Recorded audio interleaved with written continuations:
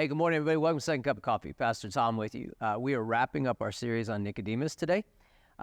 In John 3 is where he first comes into the scene. Then he's at the end of the book, which we've talked about in the last couple of weeks. But he pops up really briefly in John 7. The Pharisees and the religious leaders are trying to arrest Jesus, and they're not able to arrest him. And in verse 45 of John 7, it says, "Then the officers came to the chief priests and Pharisees and said to them, 'Why have you not brought him?'" Meaning Jesus. "And the officers answered and said, 'No man ever spoke like this man.' And then the Pharisees answered them, 'Are you also deceived?'" So anything outside of their frame of reference, they considered deception. "Have any of the rulers or the Pharisees believed in him?" So they set themselves up as, hey, whatever we believe in, that is the litmus test, that is the standard that you need to be living by. Then in verse 50, Nicodemus, and it says in parentheses, "who came to Jesus by night, being one of them," being a Pharisee and a religious leader, said to them, "Does our law judge a man before it hears him and knows what he's doing?" And verse 52, they answered him and said to him, "Are you also from Galilee? Search and look, for no prophet has risen out of Galilee."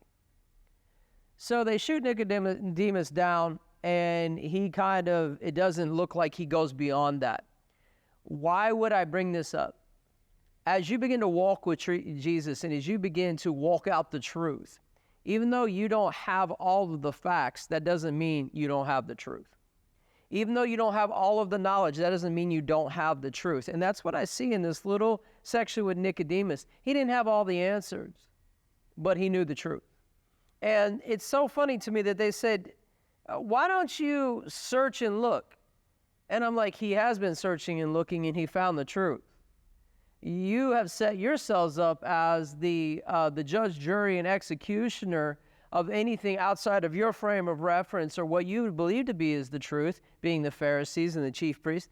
You've done that, and now because of that, how you set yourself up, you've excluded yourself from the truth, and you won't receive Jesus. But here's Nicodemus walking out a process to get to the place of embracing the truth fully in his own life. Why would I bring this up? Why would we do this as the last one? I want to give you some grace today. This is it. Are you ready?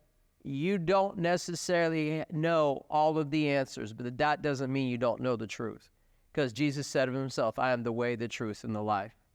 No one comes to the Father but by me." If you know Jesus, you know the truth. Don't worry about not knowing all of the answers. It may stumble you a little bit. It may prematurely end some conversations that you're having. But don't let go of the truth just because you don't have all the blanks filled in. They missed an opportunity to hear from a man who had been searching and had been looking and had found the truth. But because they were more interested in their paradigm, their truth, what they thought was right, they weren't able to hear, and he wasn't able to speak.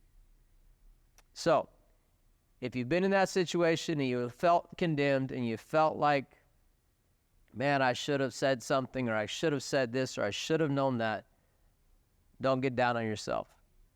Lay hold of the truth in a new way in Jesus Christ, grow in that relationship, and when the time is right, he'll give you the right thing to say, even if you say it non-verbally, because that's what Nicodemus did. He didn't preach to the other Pharisees. He pulled the body of Jesus off the cross, put it to where it needed to be, and then was there and positioned Jesus for the resurrection, which we all walk in that salvation and that resurrection power today if we know Jesus because of Nicodemus. So don't get condemned if you don't have the answer. Just know you know the truth and let that relationship grow. If this meant something to you, please share it. And wherever you find us, we're really grateful that you do. God bless you.